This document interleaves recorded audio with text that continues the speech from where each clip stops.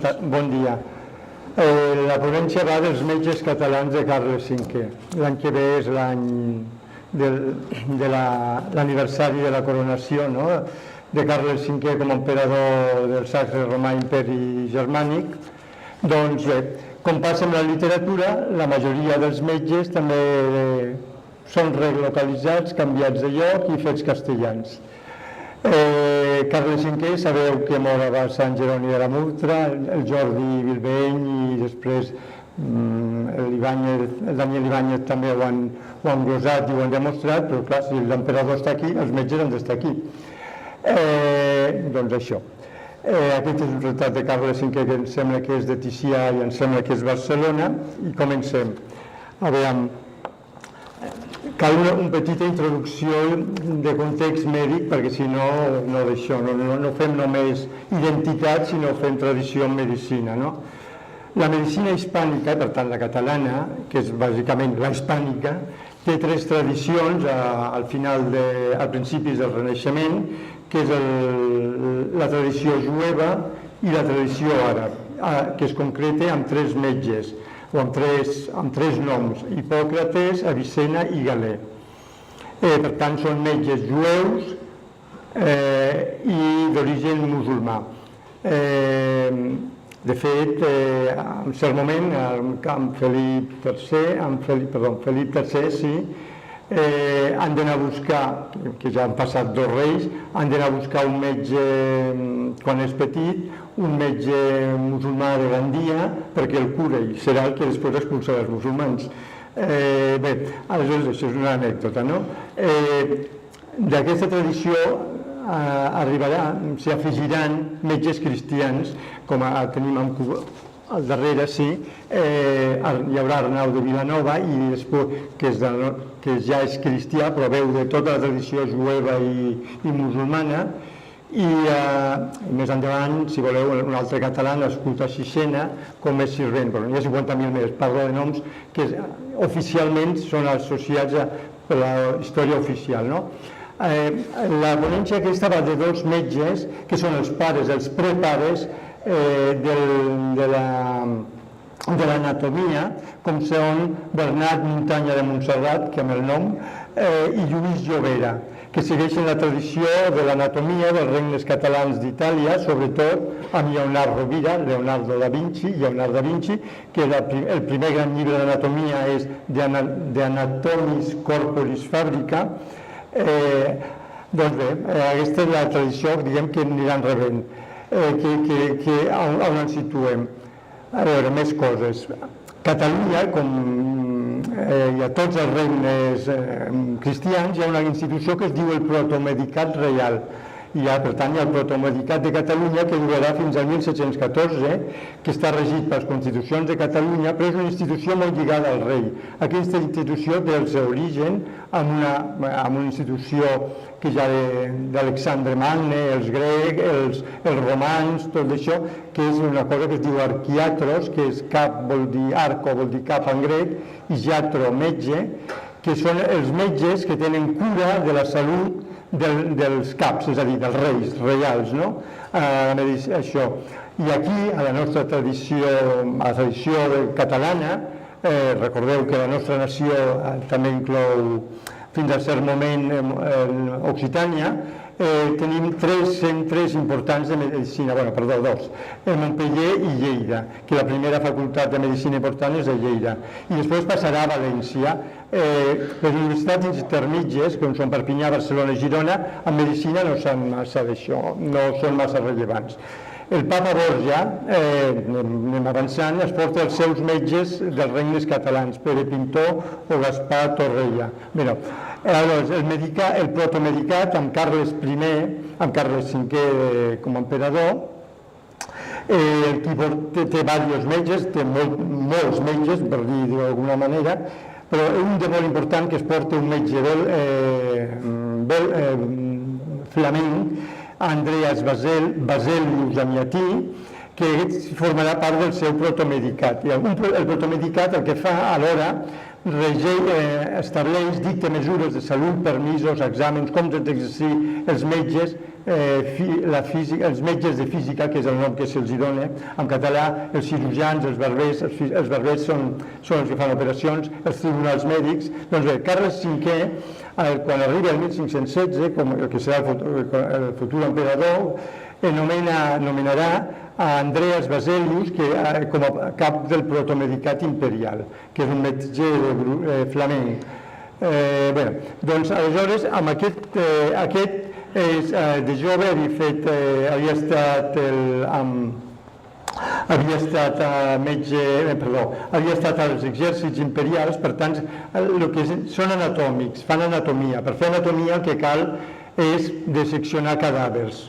Aleshores, aquest és el pare de l'anatomia, però aquest està amb la flor innata dels nostres anatòmics, com són Bernat de Montserrat, Bernat Muntanya de Montserrat i com es diu l'altre, i Lluís Llobera.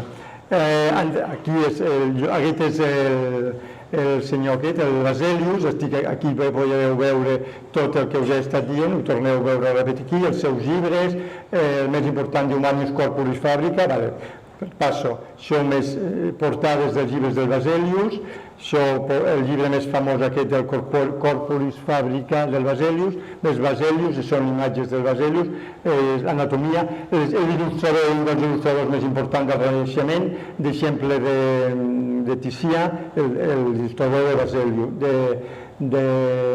Vesalius. Anem al Bernat Muntanya de Montserrat, aquest no en sabem res oficialment, esclar. Li diuen Bernardino Muntanya de Montserrat, el fan néixer al 1450, al 13 diu que exerceix de medicina, el trobem a Tolosa, als 45 anys també publica als 45 anys aquest llibre que tenim, Llibre d'Anatomia de l'Hombre, que és un llibre també novament compuesto, com tots els llibres d'això, i passat a Valladolid. Se sap per referències internes del llibre que estudia a Pàdua i a Bologna, i és nomenat metge de Carles V el 1537. El fan de Barcelona, el fan de Barcelona o català, però com no se'n sap res, li recol·loquen tota la vida a Valladolid. Aquí hi ha una cosa molt interessant, us estic passant imatges del llibre perquè us aneu distraient mentre us vaig explicant. Hi ha una cosa molt interessant que passa en Felip II, que trasllada la patrona de l'imperi, és a dir, Montserrat, a Valladolid. Amb això, jo soc d'un poble que es diu Gerri, és l'abat de Gerri el que ha de defensar per encàrrec de les Corts Generals de la Nació, una comissió, una ambaixada, en termes d'això, davant del rei perquè torni a Montserrat, que l'han passat a Valladolid. I a Valladolid, i les raons que dona és perquè diu que els castellans són gent dropa, lladres, mal administradors, i ho fan desaparèixer tot del català, final del 1500, encara amb Felip II. Doncs bé, aquest del Bernat de Montserrat, l'altra dada, els únics llocs on es podia fer disseccions de cadàvers eren els monestirs quan hi havia permís. Per tant, l'única obra desapareguda, nuevamente compuesto, amb peu d'impremta de Valladolid és Montserrat, és a dir, traslladat, és aquest senyor, és de Montserrat. Més dades d'aquest llibre. Aquest llibre està reimprès amb posterioritat en castellà, com tot, evidentment, però clar, estem entrant en medicina i en ciència, cosa que fins ara només estàvem en literatura. Més dades, més imatges del llibre, estic passant anatomia del Bernat Muntanya de Montserrat, més d'això, i aquí està, acabem d'això, impresa en 1551. Tot és... Fent la ponència m'ha sortit una hipòtesi que cal confirmar, evidentment, que és que al final del regnat de quan Carles V deixa, és a dir, passa al fill, sabeu que passa al regnat abans, el regnat el regnat, és a dir, passa els regnes hispànics, només es reserva la corona d'Aragó per ell i l'altre passa Felip II, doncs en aquest interval els metges que són l'elit de l'elit de l'elit, molt més que la literatura, són els primers que passen a castellanitzar-ho i a robar-los absolutament tot. Vale, ja està, deixem això, pum, pum, pum. Bueno, dos frases de l'anatomia. L'anatomia és l'alfabet que han de conèixer els estudiants que vulguin ser metges. És una frase, bueno, he trobat que era bonica, això ho diu el Bernat de Montserrat, el Muntanya de Montserrat, i aquest llibre en romans, diu aquest llibre, bueno, que falta un és en romans perquè molts cirurgians i altres homes discrets que no saben llatí voldran aprofitar-lo o de llegir-lo. Bueno, aquest és el primer d'això. L'altre anatomista és el Lluís Llobera.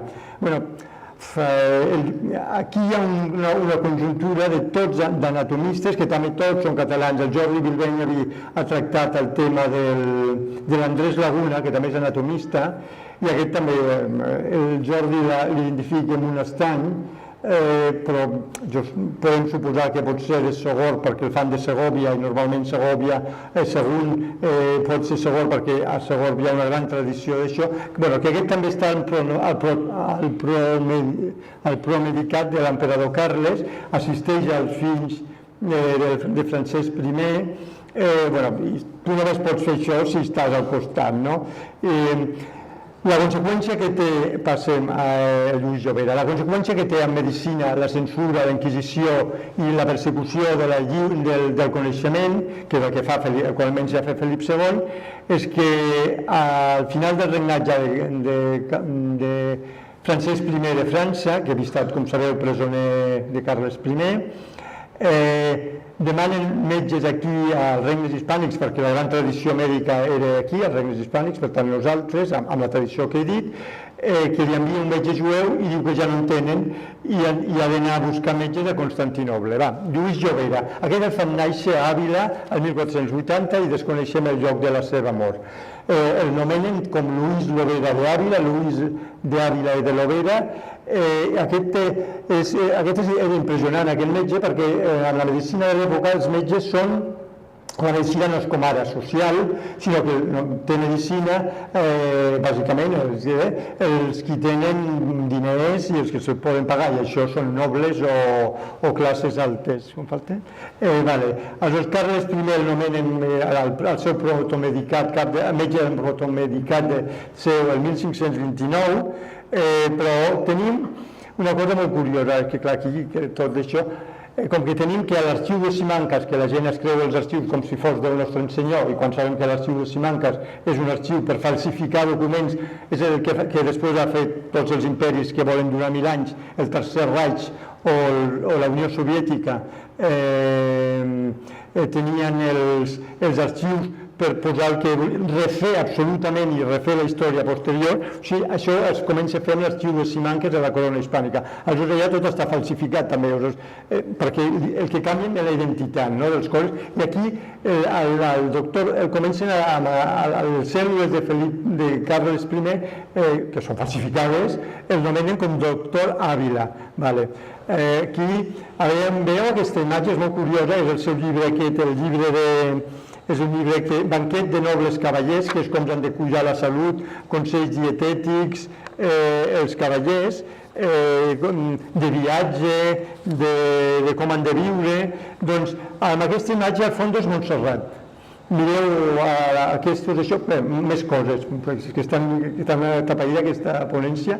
Els primers apotecaris d'Europa, també són el tractat d'apotecari, és a dir, de farmàcia, també és català. I aquí veiem dos que estan fent d'apotecaris, amb el fondo, això és Montserrat.